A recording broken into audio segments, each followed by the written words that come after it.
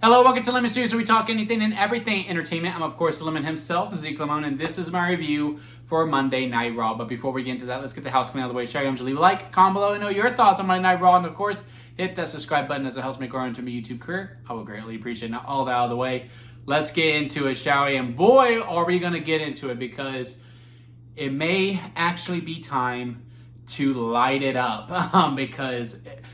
I said in my Clash in Paris review, I was like, yeah, this does set up the rumor to do AJ Lee and CM Punk versus Becky Lynch and Seth Rollins. In a lot of ways, a dream mixed tag match.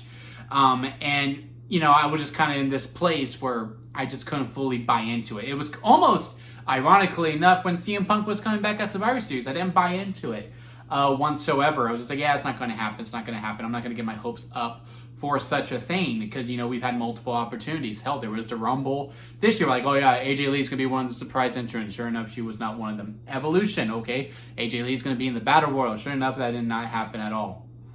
And then we did the angle at Clash in Paris. I was like, well, Becky Lynch is there. This kind of does, it makes a lot of sense, but no, they won't do it. Oh, they talked about it on the post show. Yeah, no, they're not gonna do it.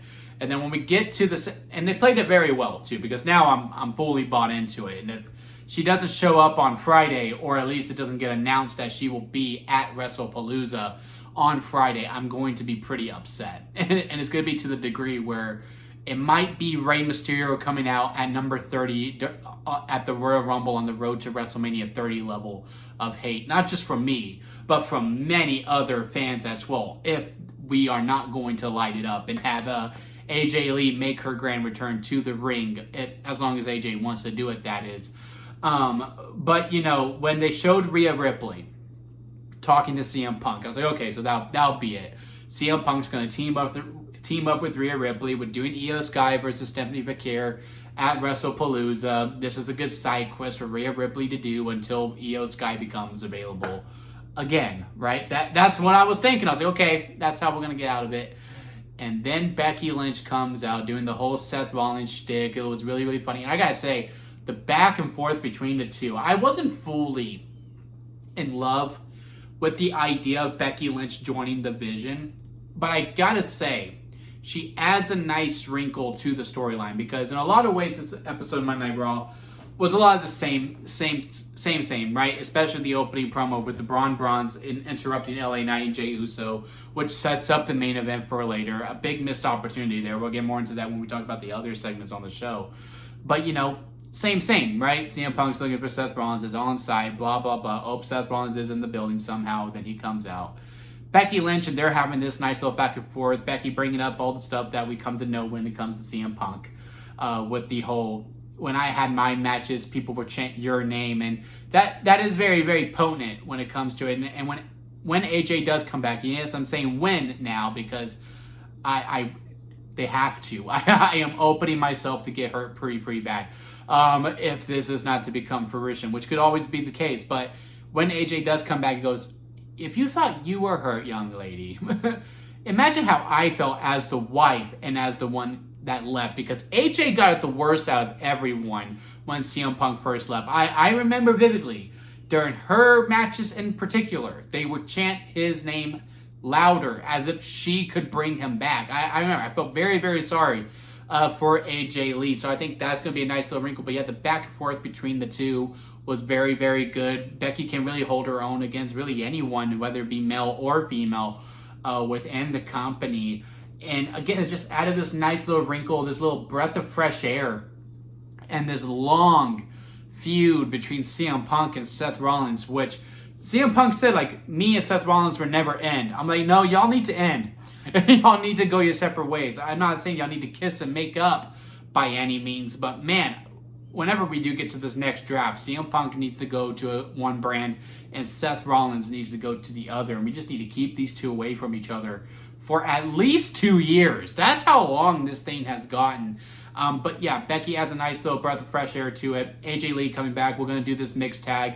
Makes a lot of sense, especially for WrestlePalooza, where it really does seem like we're going to beef up this card. And I mean really beef it up. I mean, it's going to be headlined by John Cena versus Brock Lesnar. That is the rumor. So I assume Brock Lesnar comes back Friday as well to attack John Cena to set up that match.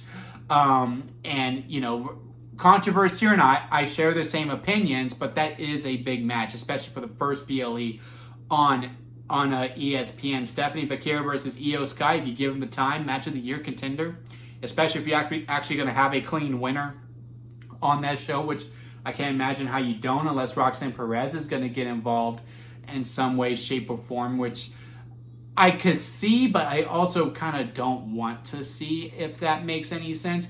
Drew McIntyre versus Randy Orton, or Drew McIntyre versus Cody Rhodes at WrestlePalooza as well. That's a pretty big match. And then, of course, you got this mixed tag that's being flown into it as well. I mean, those are 3 or 4 really, really big matches that are happening on that show. It's going to be a big bang to kick off the ESPN era of PLEs. As for everything else on the show, again, it was fine. It was kind of par for the course. I do think we missed a pretty big opportunity not giving the IC title to AJ.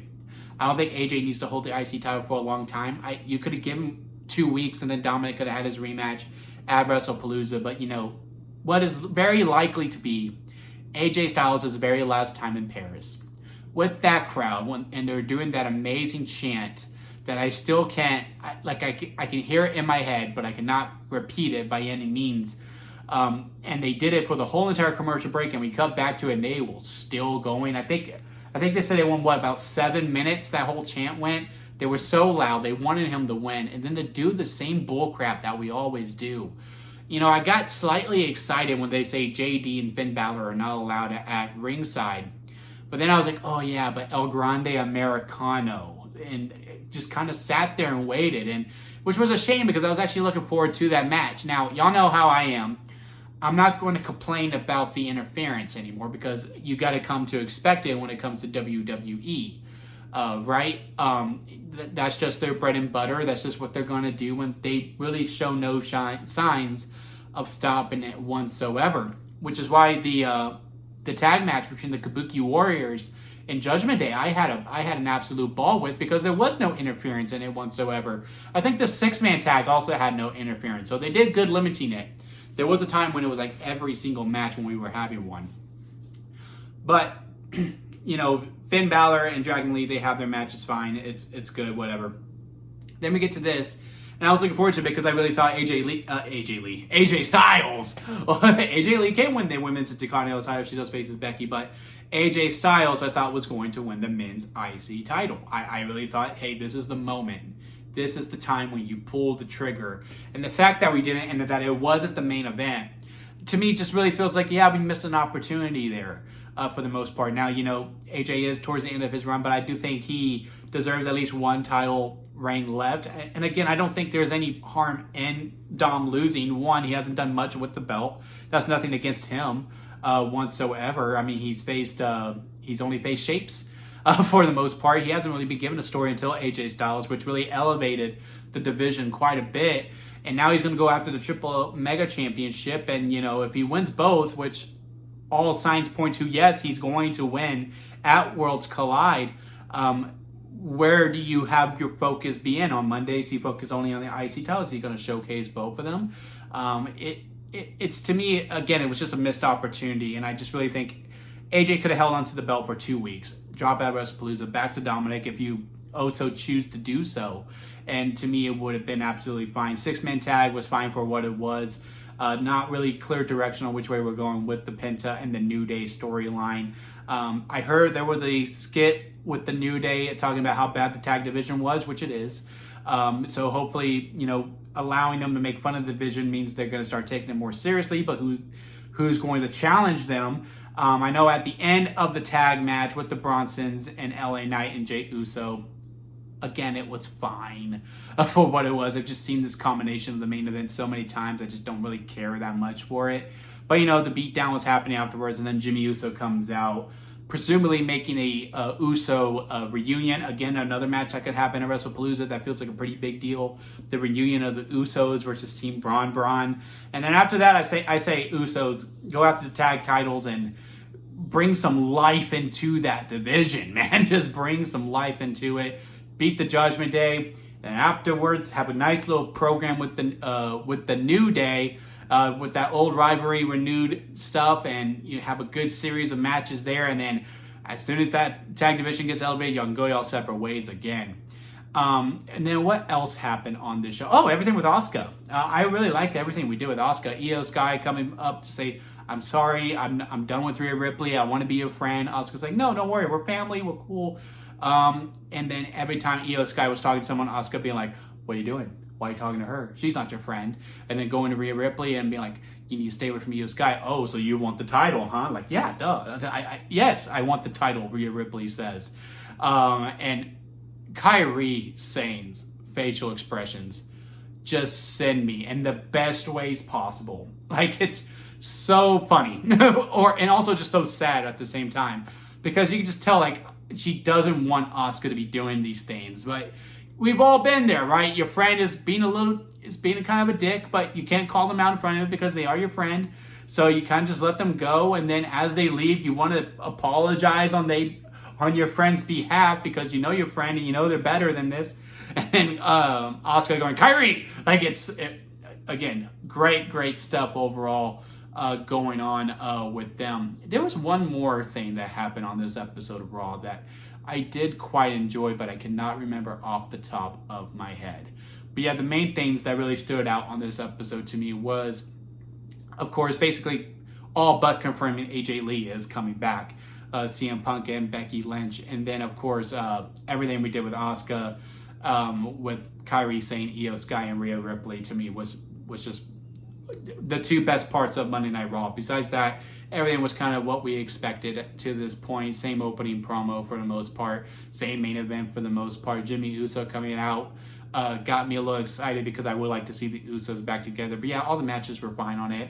It was just a fine episode of Raw. I will say it's one of the better episodes of Raw. I think the crowd had an indicator in that as well because, they made so much noise. I mean, shout out to France. We are back in the States.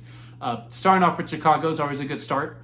I will say, because they're still going to bring the noise. But yeah, overall, not much more to say on it when it comes to this episode of Raw. But let me know what y'all think about it down in the comment section. Leave a like if you made it this far within the review. I do greatly appreciate it. And hit that subscribe button as I am trying to grow into my YouTube career. And don't forget to squeeze the days, guys, because life is too short not to give you all. So squeeze every opportunity that you can. And until next time, I'll see you here at Lemon Studios.